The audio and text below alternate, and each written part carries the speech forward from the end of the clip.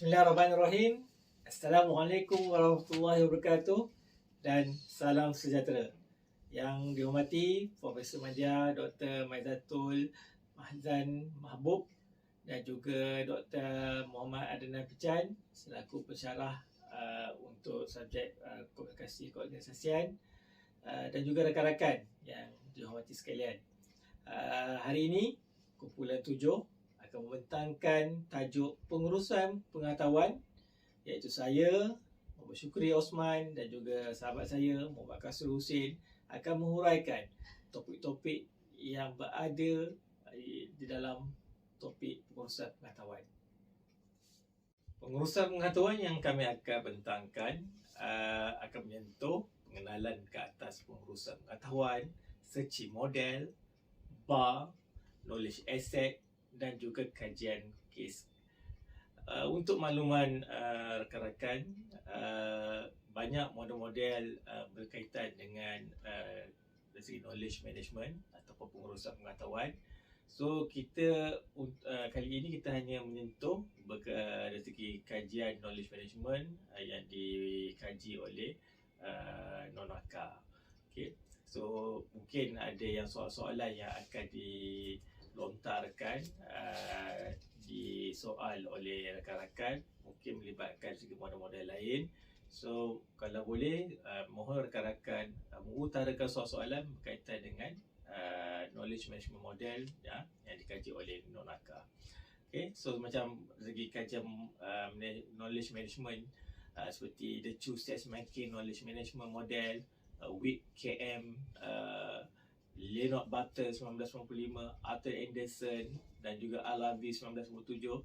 Yang model-model knowledge management ni kami tidak menyentuh dalam pembentangan ini. Okey. Seperti yang kita sudah maklum, dari segi untuk memahami topik knowledge management, atau saya lebih mudah untuk menyebut KM, okey, dia perlu berulang kali membaca, memahami, bagi memahamkan, bagi memudahkan kefahaman ideologi KM yang dikaji oleh non-akar.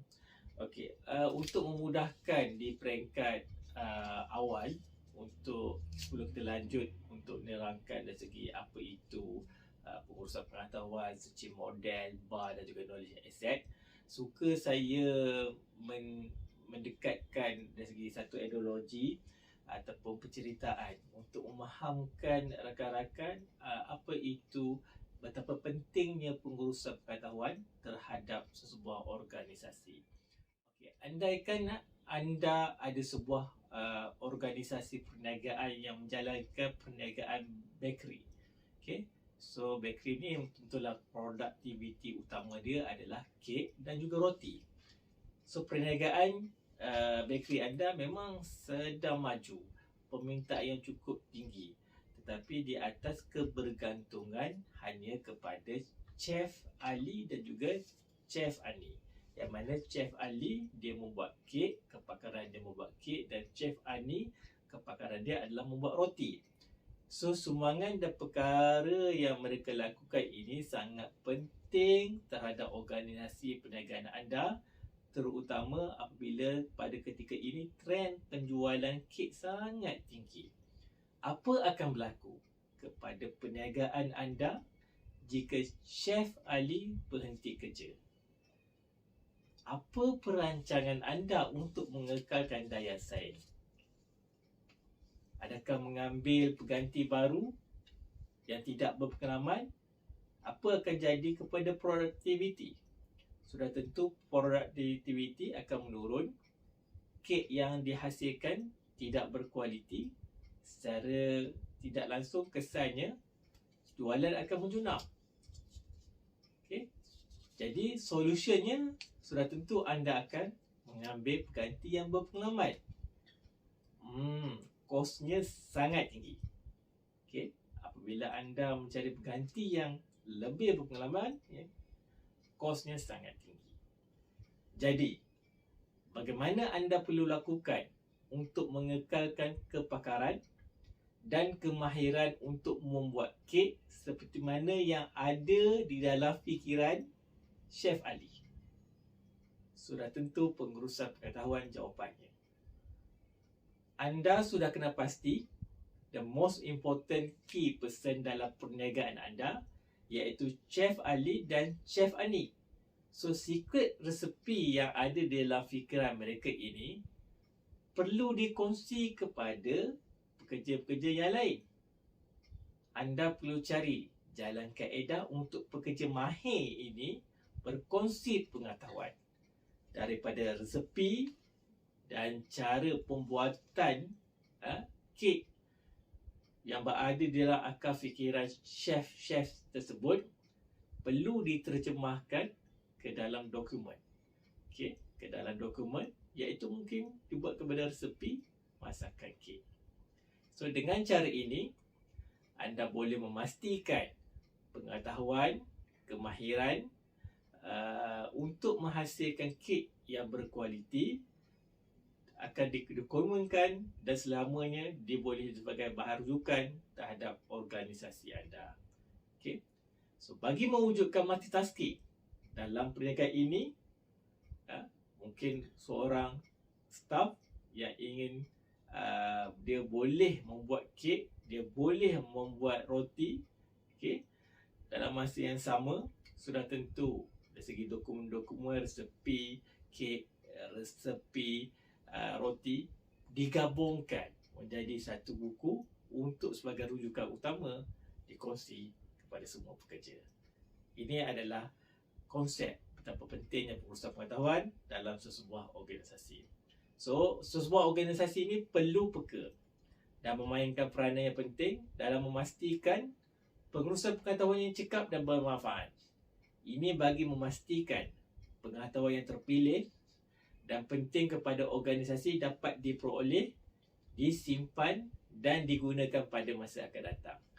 Ia penting dalam memastikan pengetahuan dalam organisasi dapat dikenalpasti dan diproses serta disimpan untuk keperluan dan kegunaan masa akan datang.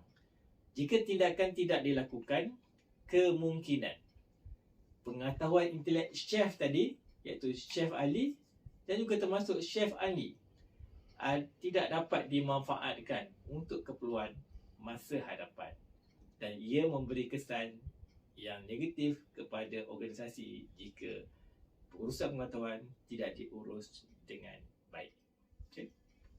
So, KM adalah berkait rapat, okay, dengan keputusan untuk menentukan siapa yang akan berkongsi pengetahuan, bagaimanakah untuk menyebarkan pengetahuan kepada yang patut menerimanya dan bagaimanakah untuk menggunakannya. Oleh dengan demikian, pada dasarnya KM berkaitan dengan proses untuk mendapatkan pengetahuan yang betul diagihkan kepada orang yang sesuai dan pada masa yang tepat. Pengenalan kepada pengurusan pengetahuan. Pengurusan seperti yang sedia maklum, pengurusan adalah satu proses organisasi yang merangkumi perancangan strategi, persekitaran objektif, mengurus sumber, menggerakkan aset sumber manusia dan kewangan yang diperlukan untuk mencapai objektif dan mengukur keputusan. Manakala pengetahuan, kefahaman manusia terhadap sesuatu perkara sama ada secara sistematik atau diusahakan secara sedar. So, pengetahuan ini diperoleh melalui pengalaman yang sepadan berdasarkan kajian Harry 1949. So, pengetahuan ialah konsep pelbagai rupa dengan makna berlapis-lapis. Sebabkan mengikut sejarah falsafah sejak zaman Yunani klasik, pengetahuan ini didefinisikan sebagai kepercayaan benar yang dibenarkan. So, pengetahuan juga adalah maklumat dalam satu perkara yang berbeza. So, itu berdasarkan kajian Dresky 1981 menyatakan bahawa maklumat ialah komoditi yang mampu menghasilkan pengetahuan. So, pengetahuan ini dicipta dari maklumat yang melibatkan komitmen dan kepercayaan pemilik maklumat tersebut. Pengurusan pengetahuan dilihat sebagai salah satu strategi syarikat kerana ia dapat membantu memanfaatkan sumber pengetahuan dan kebolehan dalam organisasi Ini berdasarkan kajian atau sekolah yang sebelum-sebelum ini, kajian terdahulu yang melibatkan Amalina dan Nur Khorhu 2011, Beckman 1999, Hansen et al. 1999 dan juga Z 1999. So pengurusan pengetahuan ialah segala kegiatan yang berstruktur untuk membuat penambahbaikan sesebuah organisasi. So bagaimana untuk membuat penambahbaikan dalam sesebuah organisasi? Dengan melalui perkongsian maklumat serta penggunaan maklumat yang betul. So penentu kejayaan organisasi dalam menguruskan maklumat mesti berasaskan kepada modal intelek yang merangkumi persaingan modal insan, modal berstruktur dan juga modal perhubungan. Ini berdasarkan kajian Amshen dan juga Von Glino 2015. Okay. So pengurusan pengetahuan adalah satu cara syarikat menjana operasi, berkomunikasi dan mengumpul harta-harta intelek yang menjadikan mereka muncul sebagai organisasi yang bersaing, maju dan berasaskan sumber ekonomi maklumat. Itu berdasarkan kajian Harvard Business Review 1988. So, teori penghasilan pengetahuan organisasi daripada pengkaji Nonaka 1995. Okay. Dari segi teori penghasilan pengetahuan organisasi ini, dari segi Nonaka menyentuh dari model Sechi, Bar dan juga knowledge asset. So inilah yang kami akan cuba huraikan, yang cuba berkongsi berkenaan dengan pengurusan pengetahuan kepada rakan-rakan melibatkan elemen Sechi, Bar dan knowledge asset sahaja. Okay? Dan kami tidak menyentuh kepada sekolah-sekolah yang lain. Okay? So model Sechi ni diiktiraf sebagai yang paling relevan. Okay? Yang paling relevan dan cadangan teori tersebut adalah yang komprehensif dalam bidang ilmu pengurusan dan juga sebagai titik rujukan dalam banyak bidang dan banyak perkara lah. Okay. Jom kita kenali pengasas kepada teori ini. Okay. Iaitu Ikujiro Nonaka, Japanese Organization Theories, okay, dan juga merupakan seorang profesor emeritus di Graduate School of International Corporate Strategy daripada Hitoto Sabashi University. Dan beliau ni memang bila sebut nama dia memang cukup dikenali dalam bidang pengurusan pengetahuan. Okay, Ikujiro Nonaka dia membuat kajian ke atas pengurusan pengetahuan ni pada tahun 1924. Okay, dan tahun berikutnya pada tahun 1995, okay, dia bergabung mungkin dari segi penambahbaikan, dari segi pandangan juga kajian sahabatnya Hirotaka Takuchi. So yang mana hasil dapatan pada tahun 1995 tu perlu dirujuk ke atas Nonaka dan juga Hirotaka Takuchi. Okay, so dari segi Hirotaka Takuchi ni dilahirkan pada 1946. Okay, berkelulusan MBA dan PhD dari University of California. Okay, dan juga seorang profesor of Management Practice in the Strategy Unit at Harvard of Business School. Okay. Bagi faktor asas yang mendorong komitmen individu untuk mencipta pengetahuan. So penggerak utama sebenarnya rakan-rakan, penggerak utama dalam proses penciptaan pengetahuan adalah individu di dalam organisasi tersebut. Tanpa ada individu, maka organisasi itu tidak ada makna. Okay. So menurut Polanyi, okay, seorang scholar juga ke atas kajian knowledge management. So komitmen adalah tunjang kepada penciptaan pengetahuan manusia. So terdapat 3 faktor asas yang mendorong komitmen individu di dalam persekitaran organisasi, iaitu niat, autonomi ataupun kuasa dan persekitaran. So niat ni macam biasalah niat mana berkenaan dengan cara individu untuk membentuk pendekatan mereka kepada dunia dan cuba memahami persekitaran mereka. Okay? Maknanya tanpa niat ni adalah mustahil lah untuk menilai-nilai maklumat atau pengetahuan yang dilihat atau yang dicipta individu tersebut. So manakala bagi kuasa, setiap individu mempunyai personality dan niat yang berbeza. Okay? So anda mesti setuju dengan saya. Okay? Maknanya setiap individu mempunyai personality dan niat yang berbeza. So dengan membenarkan orang ramai bertindak untuk secara otonomi, okay? So organisasi akan memberi peluang dalam penciptaan pengetahuan. So autonomi juga menyebabkan individu akan lebih bermotivasi untuk membentuk pengetahuan. Okay? So manakala dari segi faktor persekitaran, penciptaan pengetahuan pada peringkat individu melibatkan interaksi berterusan dengan dunia luar, iaitu persekitaran. Individu yang mencipta pengetahuan perlu mengambil kira. Okay, perlu mengambil kira pandangan yang diperolehi dari persekitaran. Okay, contoh macam perpindahan, okay, bunyi bising, aktiviti semua tu itu adalah kena ambil kira. Okay, so pengetahuan baru yang dicipta mungkin tidak diterima oleh masyarakat dan ia perlu kepada penambahbaikan semula. Ini adalah faktor asas yang mendorong komitmen individu untuk mencipta pengetahuan. Dua dimensi penciptaan ilmu. So, bila saya explain pada awal tadi berkaitan dengan penceritaan perniagaan, anda mempunyai sebuah perniagaan dan dari segi key person untuk menggerakkan perniagaan anda adalah gantung kepada Chef Ali dan Chef Andi. So dekat sini saya nak rungkaikan apa jenis-jenis pengetahuan yang berada dari segi penceritaan atau pengenalan awal dalam topik knowledge management yang saya bentangkan tadi.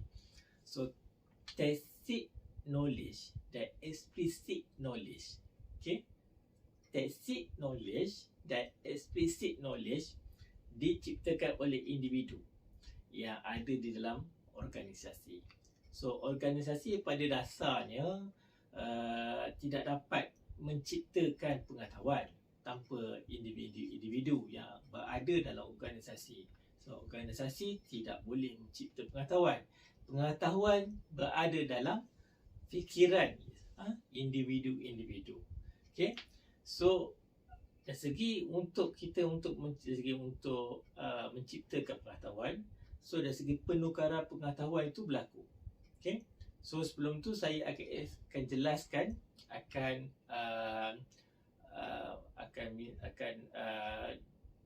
terangkan secara terperinci maksud tacit knowledge dan juga explicit knowledge. Okay.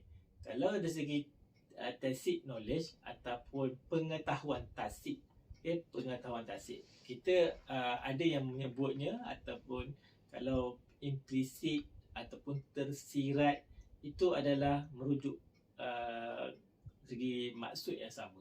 Okay, sama ada pengetahuan tacit, okay, pengetahuan implisit ataupun pengetahuan tersirat, merujuk kepada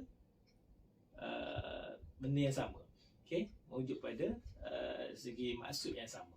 Okay, pengetahuan tacit, pengetahuan implisit ataupun pengetahuan tersirat. Tetapi dalam pembentangan KM ni saya akan refer pada pengetahuan tacit saja. Okay, so ia terdapat di dalam fikiran seseorang. Okay, berdasarkan kepada kefahaman, kepakaran dan juga pengalaman. So pengalaman, pengetahuan, okay, dan juga kefahaman rakan-rakan, okay, yang berada di dalam akal fikiran, yang mungkin saya pun tak tahu apa yang rakan-rakan tahu dan rakan-rakan pun tak tahu apa yang saya tahu. So apa yang terkandung dalam fikiran kita berdasarkan kefahaman, kepakaran dan juga pengalaman, itu adalah pengetahuan tacit. Okay, itu adalah pengetahuan tacit. Okay. So pengetahuan tacit ini adalah pengetahuan tidak dapat dilihat atau disentuh serta sukar untuk kita jelaskan. Itu berdasarkan kajian Ahmad dan Nicholson 2009 dan Nonaka 1994. Okay. Ia tidak berstruktur dan juga tidak formal. maknanya boleh dipindahkan secara efektif melalui percakapan, melalui perbualan, based on conversation. So benda tu boleh diubah. Okay, so contoh macam kita cara berfikir, okay, based on kemahiran, persepsi, itu adalah tasik. Okay, pengetahuan tasik. Kena clear dulu. Sebabnya bila saya nak explain berkaitan dengan seci model nanti, so dia akan relate dengan penukaran taksik dengan eksplisit kepada taksik. So maknanya kena clear cut dekat sini, apa itu taksik, apa itu eksplisit. Okay, so taksik senang cerita, okay, kefahaman ataupun ada apa yang terdapat dalam fikiran seseorang berdasarkan kefahaman, kepakaran dan pengalaman. Maknanya dia ada semua dalam fikiran dia. Okay, so apa pengetahuan dalam fikiran dia tu melalui kefahaman dia, melalui kepakaran dia, melalui pengalaman dia. Okay, itu pengetahuan taksik. So bagi pengetahuan eksplisit, okay, pengetahuan eksplisit. Eksplisit ni sama juga kalau sebut pengetahuan tersurat, sama dari segi maksud dia sama. Okay, so dalam ni saya refer pada pengetahuan eksplisit. So pengetahuan eksplisit ni adalah pengetahuan yang didokumentasikan dalam bahasa rasmi dan mudah dihantar antara individu. Okay, so sesuatu yang boleh dipersembah dalam bentuk penulisan atau dokumen. Maknanya kita kumpulkan dan terjemahkan dalam bentuk dokumen, video, gambar daripada apa yang kita daripada fikiran, contoh dalam fikiran kita tadi, pengalaman kita tadi, dari segi penceritaan awal tadi. Contoh Chef Ali, dia pakar membuat kek. Dari segi dia seorang je tahu apa resepi dia, okay, bagaimana, berapa banyak kg tepung, gula, okay, cara buat dia, semua dia tahu. Tapi kalau dia lontarkan idea pandangan dia ni, okay, dia terjemahkan dalam dokumen, okay, dan dokumen ini boleh dirujuk. Okay, boleh dirujuk, boleh dibaca oleh sesiapa pun.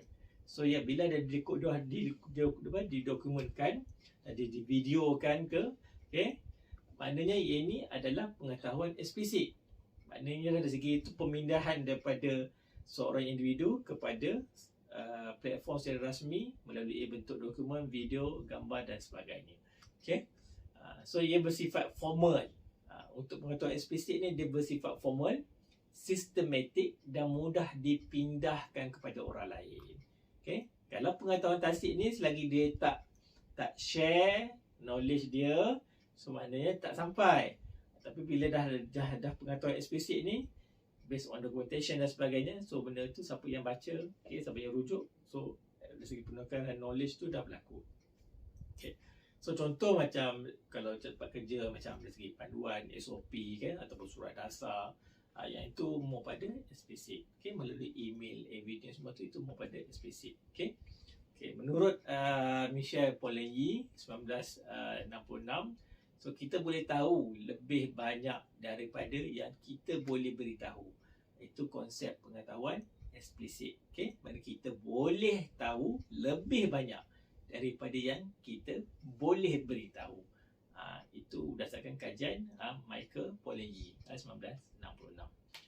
Apa dia seci model? Seci model ni hanya mainkan peranan, okay, dalam proses penukaran pengetahuan dan juga penciptaan pengetahuan.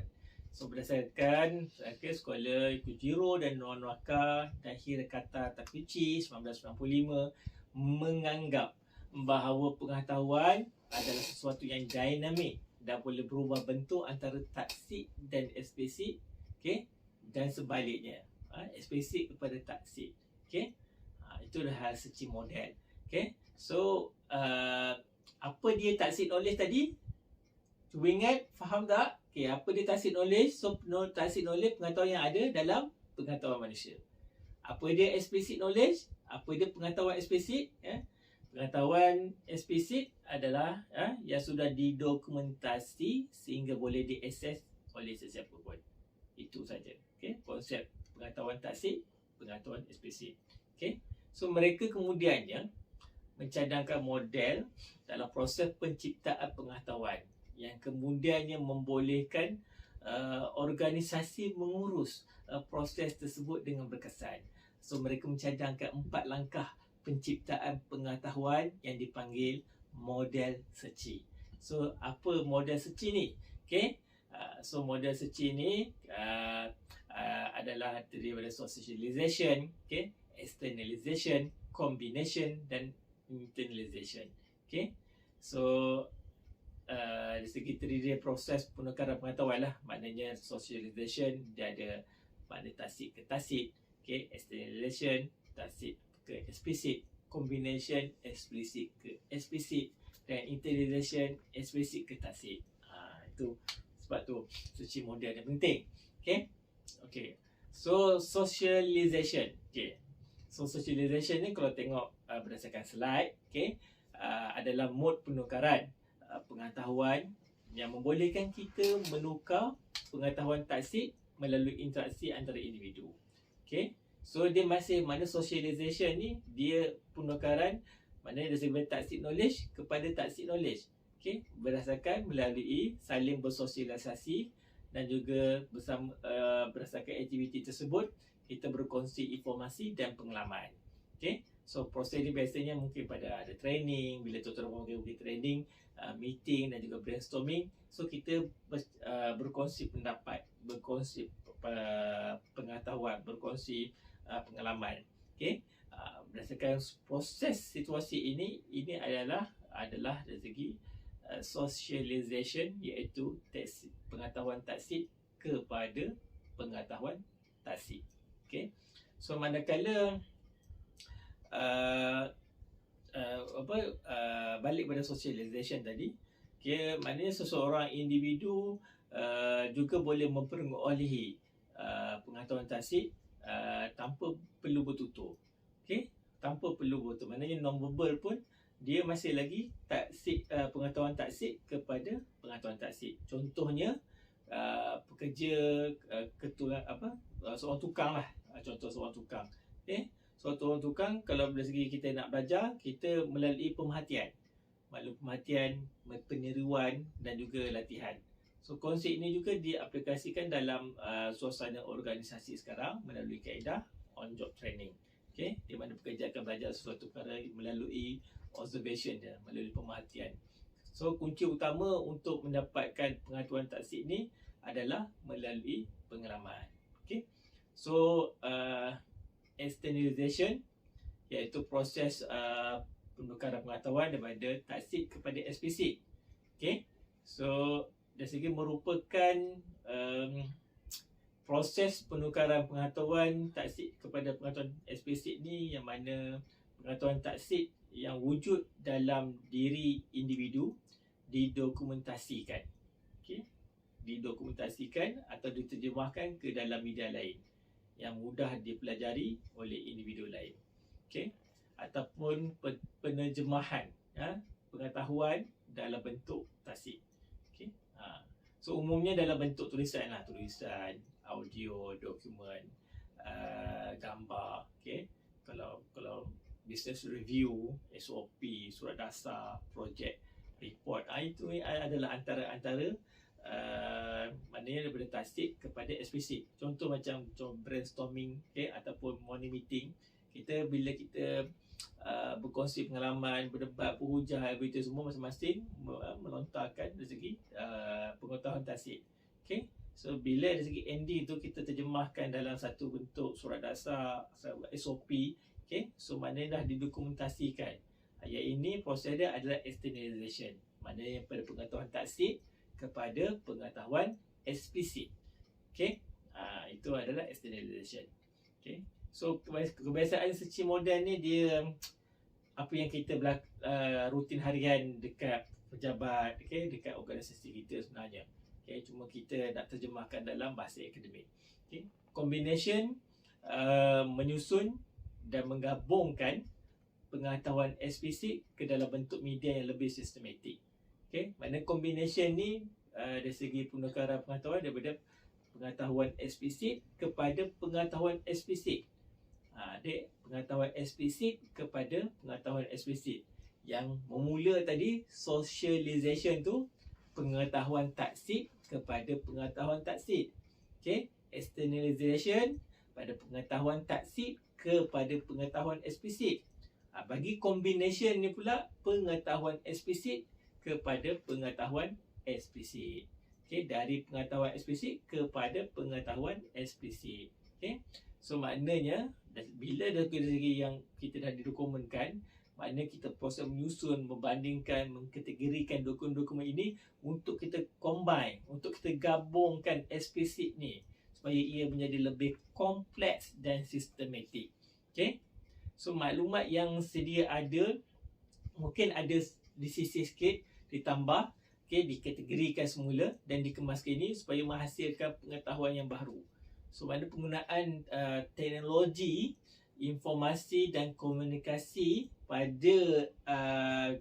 pada combination ini, okey, sangat diperlukan.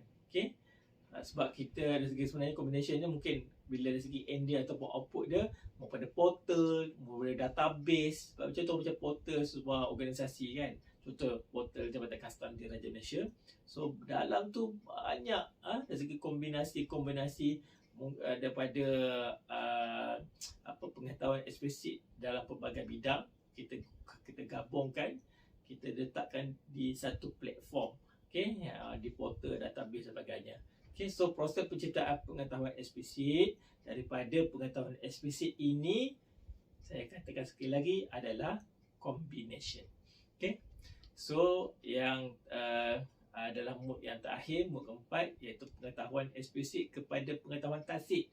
Okey. So pengetahuan eksplisit ni bila kita dah mendokumenkan, okey, dokumen-dokumen ni, bila individu membacanya, okey, contohnya ada proses pembelajaran tu, bila dia baca, dia dah bermula proses pembelajaran tu. So learning by doing, okey, yang mana secara beransur-ansur membentuk pengetahuan baru dalam diri individu. Okey, daripada dia tak tahu, bila dia refer contoh pada portal tadi, okey, so dia banyak dari segi ilmu yang baru, okey, ilmu yang baru.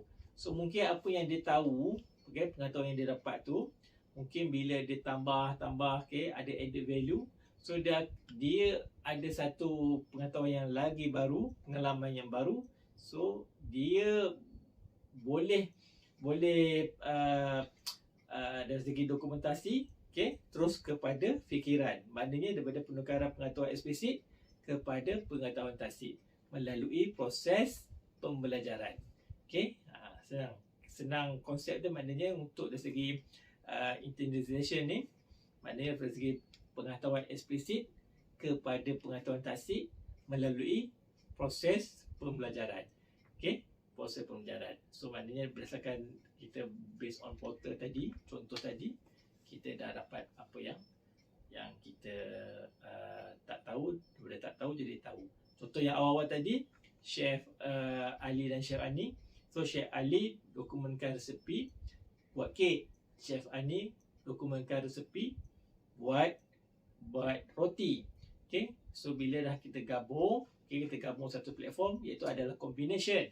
Okay, kita gabung semua resepi dalam perniagaan. Okay, so mana-mana staf baru ataupun staf yang lain boleh rujuk. So mereka pun boleh buat kek, boleh buat roti dan sebagainya.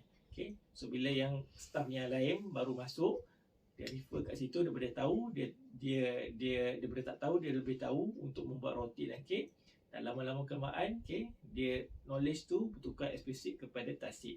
Okay, itulah proses apa yang saya nak sampaikan di awal pengenalan KM tadi.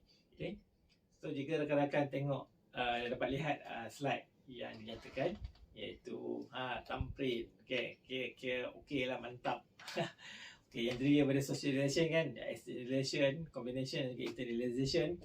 So socialization ni mungkin dari segi peringkat organisasi ni, bila ada macam satu untuk kerjasama untuk ciptakan satu konsep ataupun idea yang baru, okay, ataupun menyelesaikan suatu isu atau masalah yang baru, so mungkin dibina satu pasukan atau jawatankuasa, okay, untuk mencapai objektif untuk menyelesaikan masalah tersebut atau untuk mencipta sesuatu konsep yang baru. Okay, ini yang kebiasaannya yang terjadilah. yang berlaku yang dilaksanakan dekat peringkat organisasi. Okey.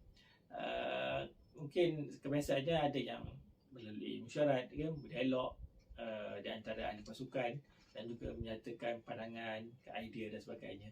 Okey, so cara ini adalah konsep di bawah socialization lah. Okey, manakala externalization ni kalau di agensi kerajaan kebanyakannya dia melalui pelaksanaan bengkel. Okey, bila bengkel tu bila dah proses percambahan idea, pengalaman dan sebagainya tu didokumentkan. Okey, mungkin melalui SOP, perintah dan sebagainya lah. Okey, dan manakala combination ni adalah trend, bukan trend lah, maknanya sepatutnya setiap agensi perlu lakukan, yang mana sentiasa kemas kini menggabungkan semua SOP dasar dan sebagainya ke dalam satu platform.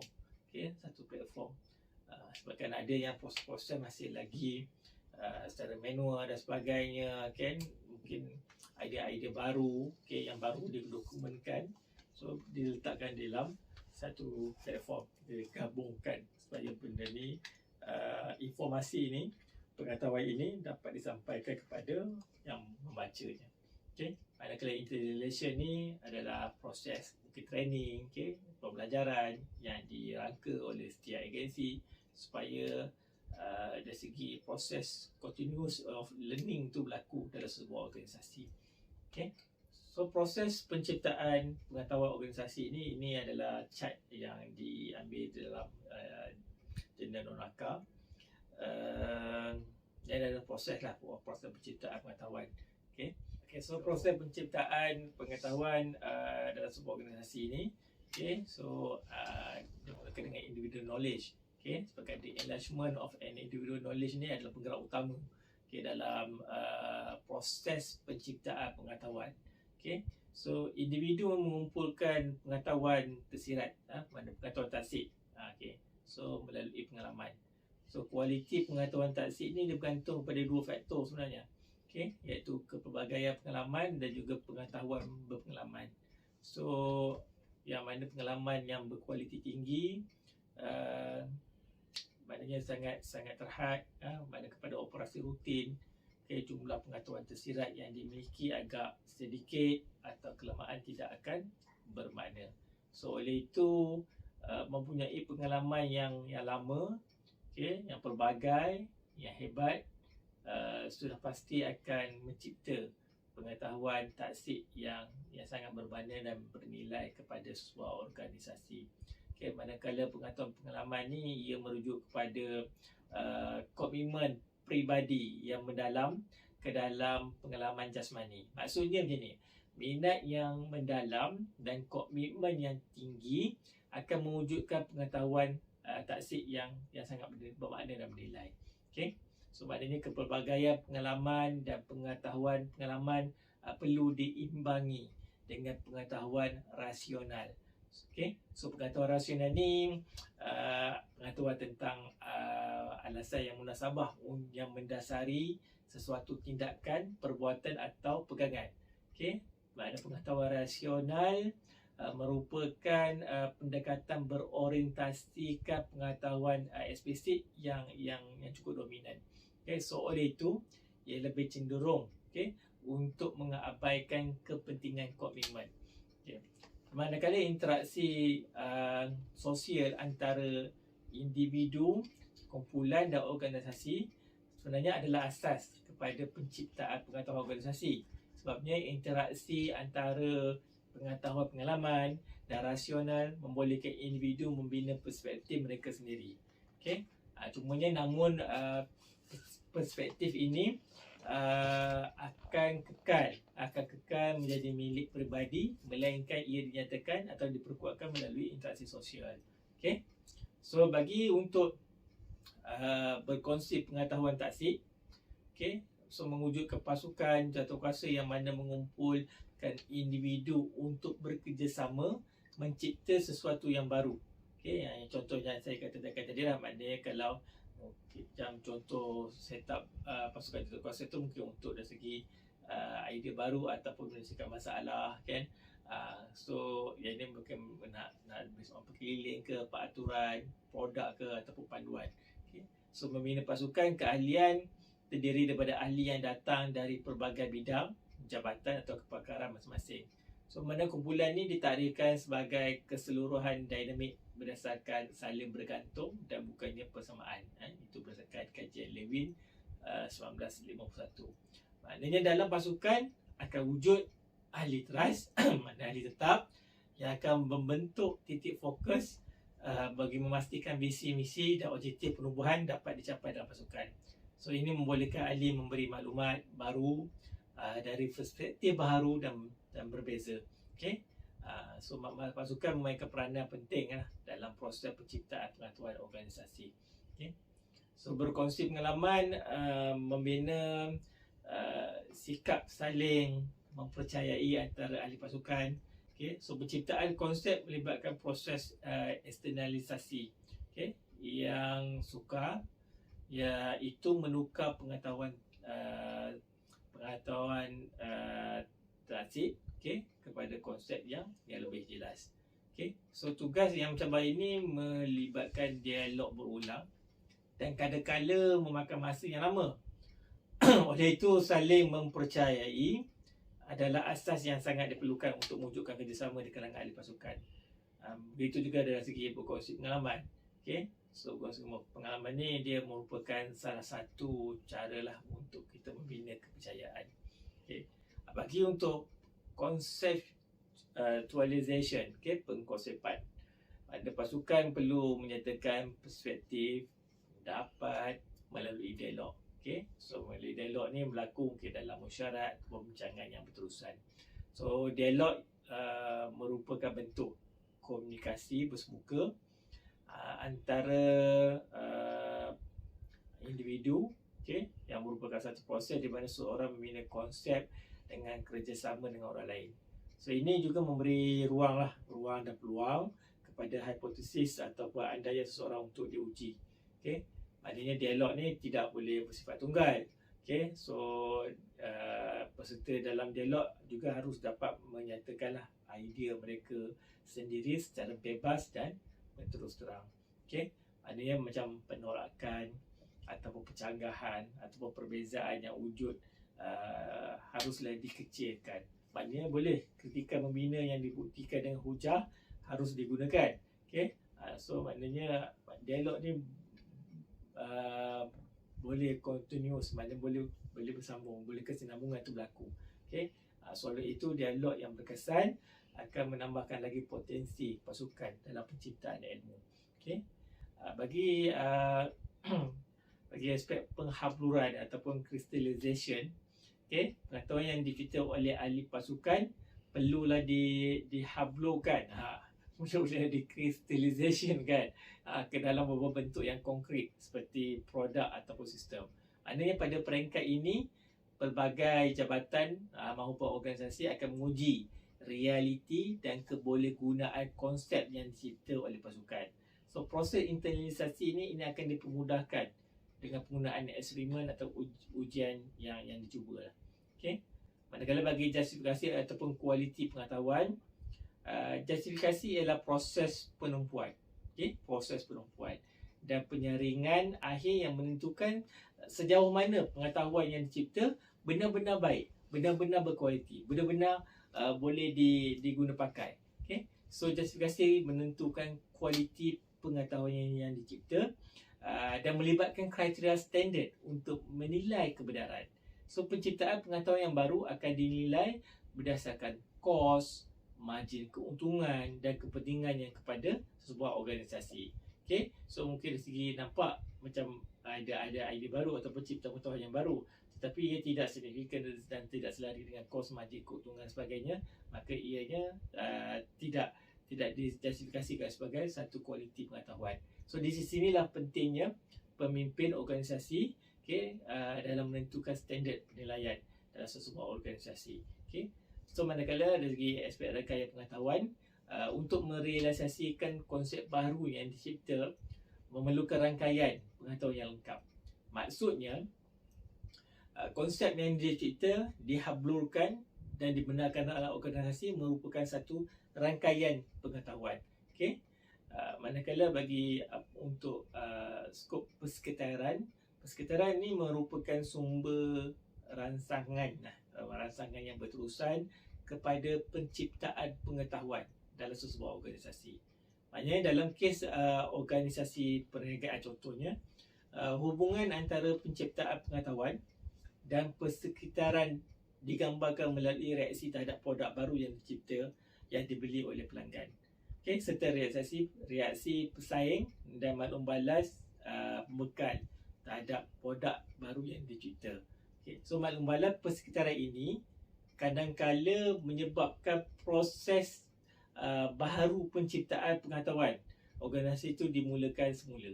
Okay, so mungkin berdasarkan dari segi maklum balas persekitaran ini, maka wujud satu penciptaan pengetahuan organisasi untuk kita cipta balik. Okay. Terima kasih Tuan Muhammad Syukri. Saya akan membentangkan tajuk berkenaan dengan konsep BA, iaitu BA. Apa itu BA?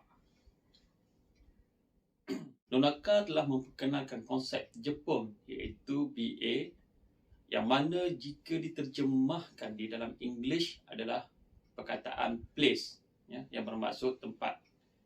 BA boleh dianggap sebagai ruang bersama untuk perhubungan yang baru muncul. Ruang ini boleh berbentuk fizikal seperti pejabat, ruang perniagaan, ataupun berbentuk maya seperti email, telesidang, atau berbentuk mental seperti pengalaman, idea, cita-cita atau mana-mana gabungannya. Okey. BA untuk menjadi ruang kongsi yang berfungsi sebagai asas untuk penciptaan pengetahuan. Okey, pengetahuan yang ada dalam BA di mana ia kemudiannya diperoleh melalui pengalaman sendiri atau refleksi tentang pengalaman orang lain. Okay. Jika pengetahuan dipisahkan daripada BA, ia dikenali sebagai maklumat, yang mana maklumat ini boleh disampaikan secara bebas daripada BA. Dalam sesebuah organisasi, pasukan atau projek pencipta pengetahuan memainkan peranan penting dalam penciptaan nilai. Okay. Penciptaan nilai dalam syarikat muncul daripada interaksi dalam BA yang dikongsi tetapi tidak terhad kepada BA fizikal. Konsep BA menyatukan ruang fizikal, ruang maya, ruang mental. BA ialah dunia di mana individu menyedari dirinya sebagai sebahagian daripada persekitaran tempat hidupnya bergantung. Okay, dalam erti kata yang mudah, BA ialah satu platform untuk pengetahuan dan keupayaan intelek dalam proses penciptaan pengetahuan dikongsi. Okay. BA mengumpul pengetahuan terpakai tentang kawasan tersebut dan mengintegrasikannya. Oleh itu, BA dibina daripada asas pengetahuan. Okey, tuan-tuan dan puan-puan, seterusnya kalau tengok pada gambar rajah tersebut, tuan-tuan akan tengok wujudnya hubungan antara BA dan knowledge conversion. Yang mana gambar rajah ini diceritakan oleh Nonaka pada tahun 1998. Okey, berikut merupakan gambar rajah yang dikeluarkan oleh Nonaka berhubung ada 4 jenis BA yang sepadan dengan 4 peringkat model SECI. Okay. Setiap kategori menerangkan BA yang sangat sesuai untuk setiap satu daripada 4 mood penukaran pengetahuan. BA ini menawarkan platform untuk langkah khusus dalam proses lingkaran pengetahuan. Setiap BA menyokong proses penukaran tertentu dan dengan itu setiap BA mempercepatkan proses penciptaan pengetahuan. Okey, tuan-tuan dan puan-puan, seterusnya saya akan jelaskan satu persatu 4 jenis BA yang sepadan dengan peringkat model SECI. Okey, pertama originating bar. Okey, originating bar ni ialah individu yang berkongsi perasaan, emosi, pengalaman dan fikiran. Okay. Ia muncul nilai penjagaan, kasih sayang, kepercayaan dan komitmen. Originating bar ni merupakan bab utama dari mana proses penciptaan pengetahuan bermula dan mewakili fasa sosialisasi. Okay. Pengalaman fizikal dan bersemuka adalah kunci kepada penukaran dan pemindahan pengetahuan tersirat. Pengalaman tulen merupakan kunci kepada penukaran dan pemindahan pengetahuan tersirat. Isu organisasi yang berkait rapat dengan originating bar ialah visi dan budaya pengetahuan. Okey, jenis bar yang kedua ialah interacting bar atau juga dikenali sebagai dialoguing bar. Ia dibina secara sedar berbanding dengan originating bar. Interacting bar ialah di tempat di mana pengetahuan tersirat dibuat secara eksplisit. Contohnya ialah dialog. Dialog adalah kunci untuk penukaran pengetahuan. Contoh organisasi yang melaksanakan interacting bar pada masa tersebut ialah syarikat 3M daripada Jepun, di mana peraturan syarikat 3M ni telah menetapkan anda tidak boleh membunuh idea produk baharu. So, peraturan ini berinteraksi dan menjadi budaya syarikat yang akhirnya menyokong penciptaan pengetahuan baru. Okey, manakala bar yang ketiga ialah cyber bar atau dikenali juga sebagai systemizing bar. Okey, cyber bar ni ialah tempat interaktif dalam dunia maya dan bukannya ruang dan masa sebenar. Ya. Ia mewakili fasa gabungan. Di sinilah penggabungan pengetahuan eksplisit baharu dengan maklumat dan pengetahuan sedia ada. Okey. Dan ia mensistemkan pengetahuan eksplisit di seluruh organisasi. Gabungan pengetahuan eksplisit yang disokong persekitaran kolaboratif menggunakan teknologi maklumat akan menjadi lebih cepat. So di sinilah peranannya teknologi dalam memastikan pengurusan pengetahuan akan lebih efektif dan cepat. Penggunaan rangkaian dalam talian, perisian kumpulan, dokumentasi dan pengkalan data telah berkembang pesat sepanjang dekad yang lalu meningkatkan proses pertukaran ini. Manakala jenis bar yang terakhir ialah exercising bar. Exercising bar ni menyokong fasa internalisasi. Exercising bar adalah merujuk kepada latihan. Oleh itu, ia memudahkan penukaran pengetahuan eksplisit kepada pengetahuan tersirat ataupun tasik. Okay. Latihan bukanlah sahaja tertumpu antara mentor dan rakan sekerja sahaja. Ia juga diperolehi melalui analisis, pembelajaran berterusan atau juga dikenali sebagai on-job training. Okey, tuan-tuan dan puan-puan, seterusnya tajuk berkenaan knowledge asset. Mana knowledge asset ini diciptakan oleh Nonaka, Toyama dan juga Kono pada tahun 2000. Pada asas proses penciptaan pengetahuan adalah aset pengetahuan. Okey, aset ditakrifkan sebagai sumber khusus firma yang amat diperlukan untuk mencipta nilai bagi firma. Aset pengetahuan ialah input, output dan faktor dalam proses penciptaan pengetahuan. Sebagai contoh, kepercayaan di kalangan ahli organisasi dicipta sebagai hasil daripada proses penciptaan pengetahuan.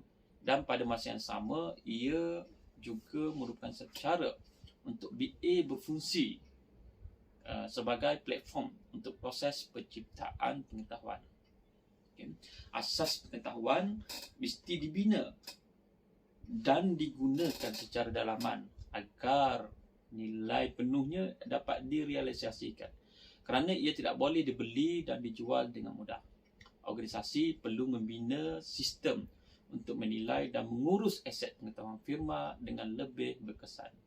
Satu lagi kesukaran dalam mengukur aset pengetahuan ialah ia dinamik. Ya, aset pengetahuan ni dinamik. Yang mana aset pengetahuan adalah kedua-dua input dan output, iaitu aktiviti penciptaan pengetahuan organisasi. dan oleh itu ia sentiasa berkembang.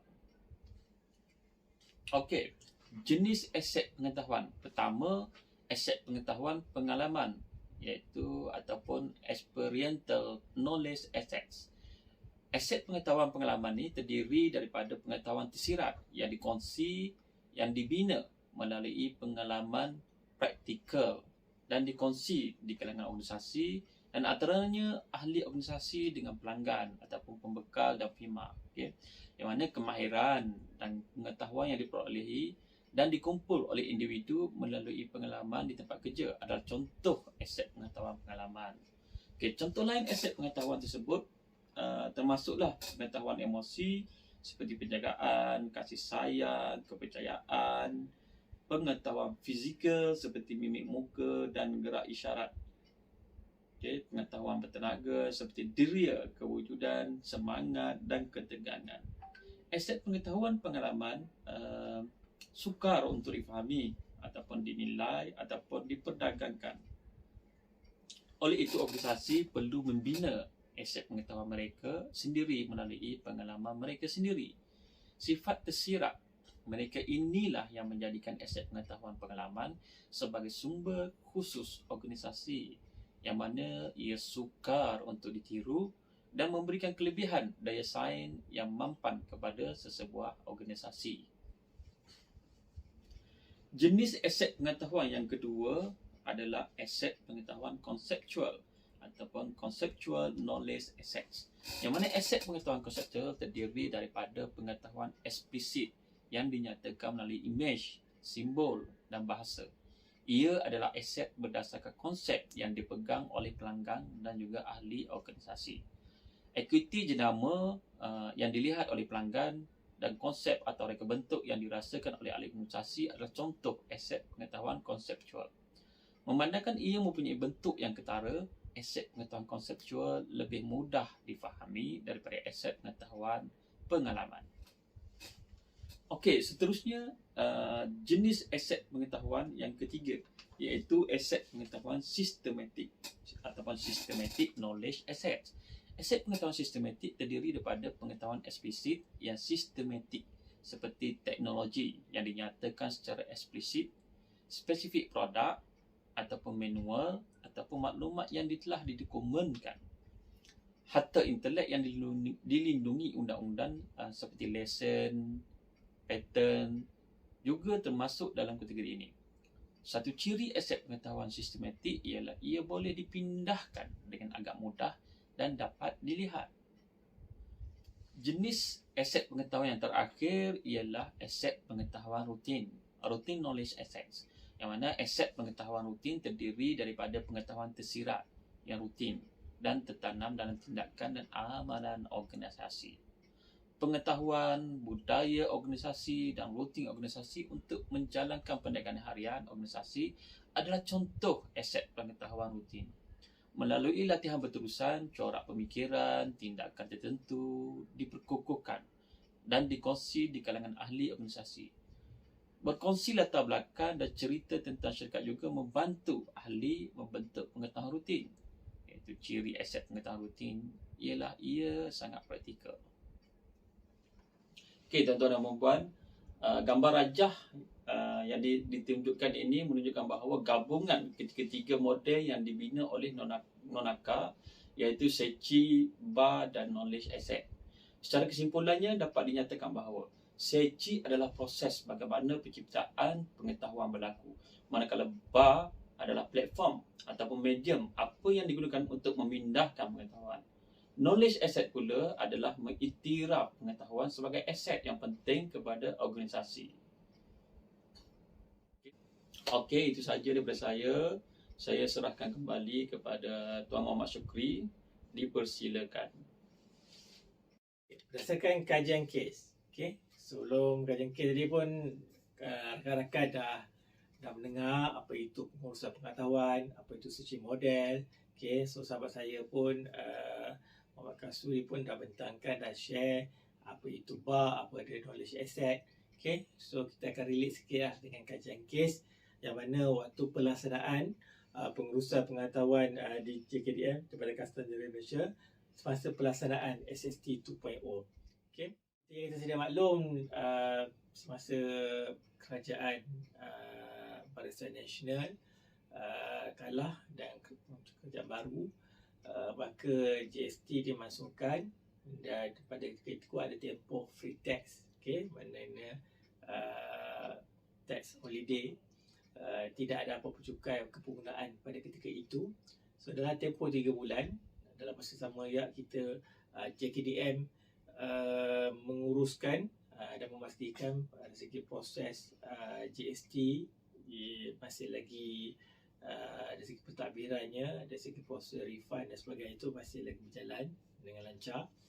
Dalam masa bersama juga dalam tempoh 3 bulan kita perlu merangka satu perundangan yang baru, SST 2.0, sistem yang baru dan juga SOP, perintah tetap dan sebagainya yang baru. Dan dalam tempoh 3 bulan ini juga kita perlu menyampaikan apa jua cadangan SST 2.0 ni kepada industri. So tempoh 3 bulan ni agak betul-betul pack dan boleh dikatakan setiap hari pegawai yang terlibat balik dalam pukul 9 pukul 12. Dan ketika itu juga saya terlibat dalam untuk merangkakan dasar SST 2.0. Okay. Berdasarkan pantan daripada KP, Ketua Marah Kastam iaitu yang bagi Datuk Seri Suproman Datuk Dasi, maknanya pelaksanaan SST ni terpaksa dibuat yang tempoh yang cukup singkat, 3 bulan. So everything must be complete. So ini bila dah pada 1 bulan 9 SST 2.0 dilaksanakan, maka ini satu menampakkan satu kejayaan di atas komitmen pegawai kastam, sokongan Menteri Kewangan dan juga pegawai Menteri Kementerian Kewangan. So dari segi saya nak relate kajian kes ni, so mana macam relate dengan search model. Dalam search model punya konsep, so kalau dia nak diterjemahkan semasa peringkat pelaksanaan SST 2.0, bagaimana JKDM menukar maklumat taksib kepada maklumat taksib melalui socialization, dan bagaimana JKDM menukar maklumat taksib kepada maklumat eksplisit melalui externalization, bagaimana JKDM menukar maklumat eksplisit kepada eksplisit dan juga kepada peringkat yang terakhir adalah internalization maknanya menukar dari segi maklumat eksplisit kepada maklumat taksib. So bagaimana JKDM menukar maklumat pengetahuan taksib kepada pengetahuan taksib melalui socialization ni. So berdasarkan pembentukan pasukan jawatan kuasa khas yang terdiri pelbagai bidang lah. Mungkin pegawai A bidang dia mau pada cukai jualan SST 1.0. So pegawai B adalah melibatkan cukai perkhidmatan SST 1.0. So mungkin pegawai daripada MOF, pegawai daripada Kementerian Kewangan melihat dari segi skop bagaimana untuk selari dengan dasar kerajaan. So pegawai dari segi untuk melibatkan ada yang bidang dari segi ekonomi, bagaimana impak yang jika barang ini dikenakan cukai dan sebagainya. So ahli-ahli jemputan yang lain kita berada dalam satu pasukan untuk masing-masing bercambah idea, berkongsi pengetahuan, berkongsi pengalaman, berhujah dan sebagainya. Dan dalam situasi ini yang setiap hari berlaku sehingga tengah malam, proses socialization iaitu pengetahuan taksib kepada pengetahuan taksib itu berlaku. Daripada apa yang kita tidak tahu, so bila dah rakan pasukan melontarkan idea dan juga pandangan, maka dalam masa sama juga kita dapat pengetahuan yang baru. Bagi untuk pengetahuan taksib kepada pengetahuan eksplisit, so bila dah kumpulan-kumpulan kecil dia bercambah idea, memberi pandangan dan sebagainya, dan persetujuan dalam masyarakat kecil ataupun grup-grup yang kecil, so mereka perlu terjemahkan ke dalam dokumentasi. Contoh mungkin grup ini fokus kepada cukai perkhidmatan. Cukai perkhidmatan mungkin dia banyak kategori, banyak dari segi industri yang terlibat. Mungkin satu grup kecil ni buat ke arah professionalism, satu lagi mau pada periklanan, satu lagi mau pada perwakilan, restoran, pub dan sebagainya. So lain-lain ni so kita terjemahkan kepada dokumentasi hasil daripada perbincangan, pencambahan idea dan pengalaman yang di peringkat perbincangan dialog ataupun bengkel. So setelah masing-masing agihan tugas telah kita laksanakan, so mungkin satu tim lead yang mengetahui untuk cukai perkhidmatan, kita gabungkan semua, mungkin dari segi tim untuk ATA, tim untuk peraturan, tim untuk SOP, tim untuk guideline, tim untuk ni kita cara combine. So kita menjadikan satu pada masa itu dah dari segi pengaturan eksplisit kepada pengaturan eksplisit, mana kita combination ataupun proses gabungan itu berlaku untuk menjadikan satu platform yang perlu untuk dah setelah dipersetujui, setelah diberi kelulusan daripada keatasan, baru kita upload dalam portal. Di segi peringkat ini adalah satu cabaran lah kepada JKDM. Sebabnya dalam tempoh yang singkat, kita perlu membuat training kepada warga dan juga kepada industri. Mungkin industri melalui apa yang kita dah upload dekat portal, banyak dari segi tanya-tanya dan juga persoalan dekat peringkat industri. So mereka nak dari segi proses training itu maknanya secara terus kepada key player yang berada dalam industri tersebut. So ini adalah satu cabaran. Dalam tempoh 3 bulan tu kita nak memastikan benda ni berjalan dengan lancar. So berdasarkan kalau dari segi pembelajaran melalui portal, so maknanya dari segi pengetahuan eksplisit kepada pengetahuan taksib tu berlakulah, maknanya proses untuk melalui internationalization ni berlaku dekat peringkat tersebut. So daripada mereka tidak tahu, so bila mereka refer pada satu platform yang semua ada, so akhirnya ia memberi kefahaman secara tidak langsung kepada industri, dan bila industri tahu, so mungkin mereka boleh beri balas apa yang terkurang dan sebagainya. So jumlah kutipan cukai jualan dan cukai perkhidmatan pada 2019, alhamdulillah kita capai KPI 27.5 bilion, melalui unjuran jangkaan iaitu sebanyak 22 bilion. So ini pun memang betul-betul PM dan juga Menteri Kewangan masa tu memang mengiktiraflah, sebab custom boleh lakukan dalam tempoh yang cukup singkat, iaitu 3 bulan. So kesimpulannya daripada awal sehingga slide ini, sebenarnya kalau tidak ada satu pengurusan pengetahuan yang baik dalam sesebuah organisasi, maka dari segi perancangan ataupun objektif yang dicapai tidak akan berjaya dengan mudah. So apabila dari segi pengurusan pengetahuan itu diurus dengan baik, maka apa yang kita ingin capai, KPI dan objektif dan sebagainya itu akan dimudahkan ke arah itu. Dalam masa yang sama juga, dari segi kejayaan sebuah organisasi dia bergantung kepada individu, dan individu inilah yang memainkan peranan untuk menciptakan pengetahuan. Tanpa ada individu dalam sebuah organisasi, maka proses penciptaan pengetahuan itu tidak berlangsung. So dari segi individu ini yang kita menguruskan dari segi semua manusia, bagaimana untuk dari segi pusat pengetahuan ini berterusan dalam sebuah organisasi. Jika pusat pengetahuan diurus dengan baik dan jayanya, maka sudah tentu ia memberi pencapaian ataupun kejayaan dalam sebuah organisasi. So itu saja, diharapkan rakan-rakan dapat memahami, walaupun dari segi topik knowledge management ni dia dari segi agak berat lah, dari segi pandangan ataupun hujahan related dengan akademik, tapi contoh-contoh yang kami bawakan diharapkan dapat membantu rakan-rakan faham apa itu konsep pengurusan pengetahuan. So jika ada persoalan, mohon nyatakan, mohon lontarkan supaya at least kami boleh dapat membantu untuk menguraikannya. So terima kasih di atas tumpuan yang rakan-rakan bagikan. Itu saja daripada saya dan juga Kasturi. Sekian, wabillahi taufiq wal hidayah. Wassalamualaikum warahmatullahi wabarakatuh.